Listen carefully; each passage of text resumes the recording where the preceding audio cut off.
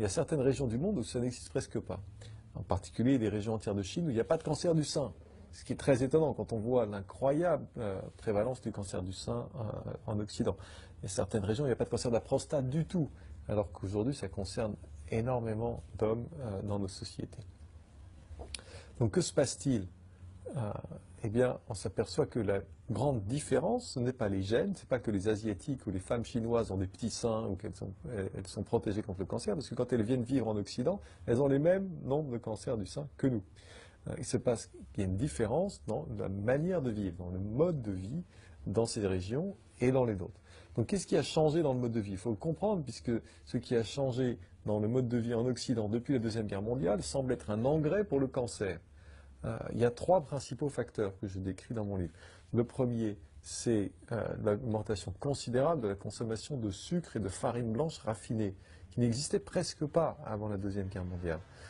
Aujourd'hui, on est en France, au XIXe siècle, on consomme à peu près 5 kilos de sucre raffiné par personne et par an. Aujourd'hui, en France, on est à 35, aux États-Unis, on est à 70, et en France, on est en train de rattraper les Américains. Donc bientôt, on sera nous aussi à 70. Le corps ne peut pas gérer 35 kilos de sucre raffiné par an. Il n'est pas fait pour ça. La génétique humaine est faite pour gérer. Le moment où nos gènes sont constitués, il n'y avait que le miel comme sucre raffiné, et c'était 2 kilos par personne et par an. Donc, il y en avait très peu. 5, visiblement, c'était encore gérable. 35, ça n'allait pas. 70, certainement pas. Et le cancer se nourrit avant tout de sucre.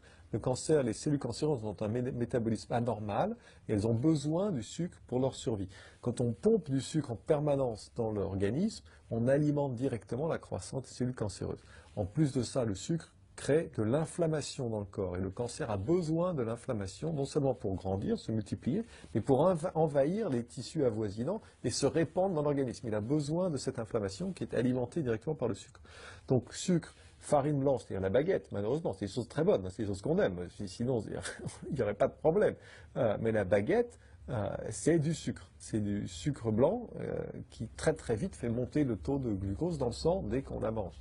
Les viennoiseries, les croissants, le pain au chocolat, des choses qu'on aime, hein, mais il n'y aurait pas de difficulté si c'était pas ça. Mais qui n'existent presque pas dans certaines régions de Chine où on mange pas de pain, on mange pas de viennoiserie.